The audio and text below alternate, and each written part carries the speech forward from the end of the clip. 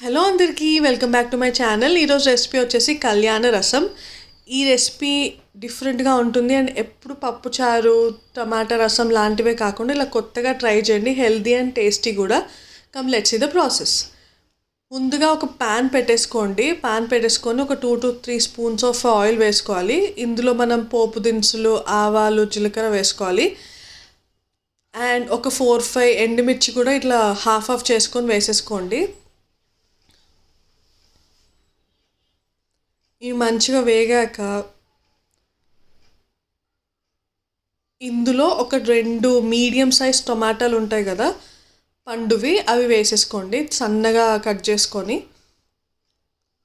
ఈ టమాటాలు చాలా సాఫ్ట్ అయిపోవాలండి, అంత మంచిగా ఫ్రై అవ్వాలి ఇది ఆయిల్లో.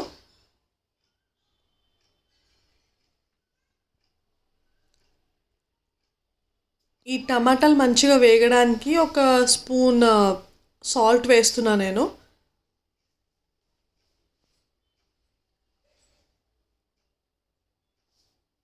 ఒకసారి కలిపేసుకొని ఇందులో ఇప్పుడు కొంచెం ఇలా సాఫ్ట్ అయినాక పసుపు యాడ్ చేసేసుకుందాం.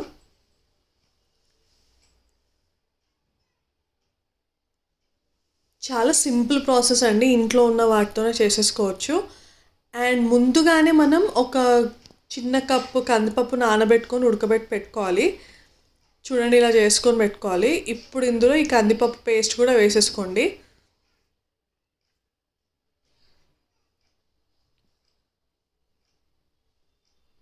అలా వేసుకుని ఒక్కసారి కలిపేసుకోండి ఆయిల్లో ఆ కందిపప్పుని.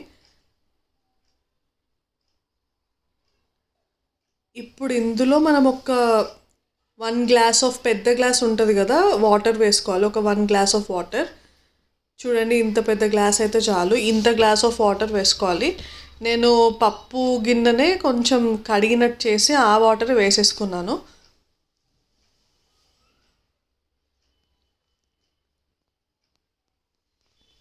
అలా వాటర్ వేసుకున్నాక ఇది బాయిల్ అవ్వాలి. పప్పు మంచిగా బాయిల్ అవుతూ ఉండాలి. ఇది మరిగేలోపు మీకు ఒకటి చెప్పాలి. ఇందులో ముందుగానే ఒక గుప్పెడు చింతపండు కూడా నానబెట్టి పెట్టుకోండి. అండ్ ఇందులో మెయిన్ ఇంగ్రీడియంట్స్ ఏంటంటే ఎల్లిపాయలు అండ్ మిరియాలు. ఇవి నేను ఒక 4-5 ఎల్లిపాయలు అండ్ కొంచెం ఒక హాఫ్ స్పూన్ మిరియాలు తీసుకున్నా. ఇవి ఇంతకంటే కూడా ఎక్కువ వేసుకోవచ్చు, నేను కొన్నే తీసుకున్నాను, పిల్లలు తింటారు కాబట్టి. చాలా మంచిగా ఉంటుంది. అది ఒక కచ్చపచ్చగా దంచుకోవాలి. ఈ మరిగేలోపు మూత పెట్టేసుకుందాం. చూడండి, అట్లా బాయిల్ అవ్వాలి మంచిగా. అలా బాయిల్ అయ్యేటప్పుడు చింతపండు రసం తీసుకొని వేసేసుకోవాలి.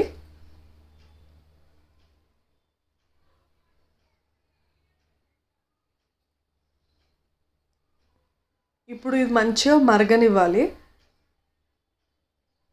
సాల్ట్ వేసుకొని అడ్జస్ట్ చేసుకోండి కొంచెం.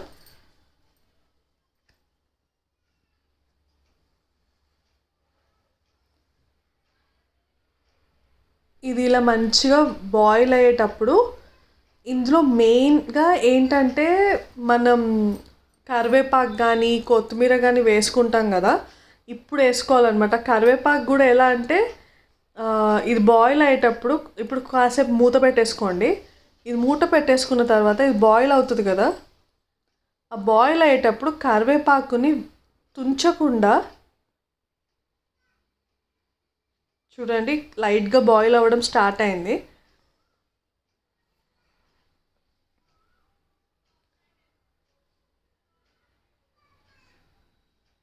చాలా చాలా హెల్తీ రెసిపీ అండి. ఈ టైంలో మనం కరివేపాకు ఉంటుంది కదా, రెమ్మలు 2 రెమ్మలు అసలు తుంచకుండా, ఆకులు తుంచకుండా డైరెక్ట్గా కడుక్కొని ఫ్రెష్గా వేసేసుకొని కదపకూడదు. ఇందులోనే కొత్తిమీర కూడా కాడలతో వేసుకోవాలి, చాలా టేస్టీ ఉంటుంది. వాష్ చేసుకొని ఇప్పుడు ఇది కదపకండి, కాసేపు అలాగే వదిలేయండి. అలా బాయిల్ అవ్వనివ్వండి. అలాగే అలా కాడలతో వేస్తే మంచి టేస్ట్ వస్తుంది రసానికి. ఈ సీజన్లో మాత్రం ఇలా ఎప్పుడు మిరియాల రసాలే కాకుండా ఇలా చేసి చూడండి, సూపర్ యమ్మీ ఉంటుంది. అండ్ ముందుగానే మనం ఇట్లా ఎల్లిపాయలు మిరియాలు దంచి పెట్టుకున్నాం కదా కచ్చపచ్చగా, అది ఈ టైంలో వేసేసుకోవాలి. ఇలా బాయిల్ అయ్యేటప్పుడే కదపకూడదు కాసేపటి దాకా, అలాగే బాయిల్ అవ్వనివ్వాలి.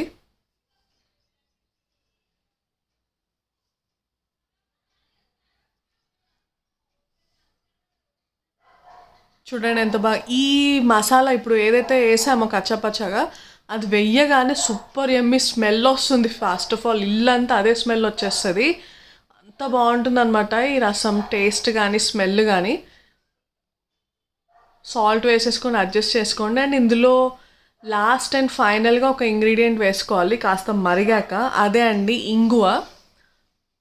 ఇంగువ కూడా యాడ్ చేసుకోవాలి. ఇది ఎక్కువగా స్పూన్తో కదపకుండా నార్మల్గా ఇట్లా ఇట్లా పెట్టి ఒక్క నిమిషం ఇట్లా కదపండి నార్మల్గా, చూడండి. అండ్ ఇప్పుడు ఇంగువ వేసేసుకున్నాను నేను లాస్ట్గా. ఒక్కసారి అలా మొత్తం అనేసుకొని చూస్తుంటేనే నోట్లో నీరు ఊరుతుంది. చిన్నపిల్లలు పెద్దలు అందరూ, అండ్ ఇది డైజెషన్కి కూడా మంచిగా పనికొస్తుంది. అంత బాగుంటుంది ఈ రసం. సూపర్ అండ్ ఎమ్మీ రసం రెడీ అయిపోయిందండి, ఆల్మోస్ట్ డన్.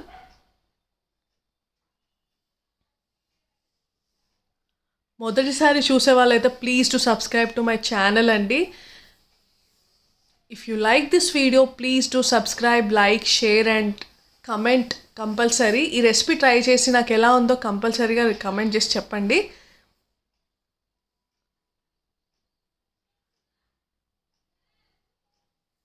థ్యాంక్ యూ అండి. Thank you for watching my video. Bye. Have a nice day. Subscribe.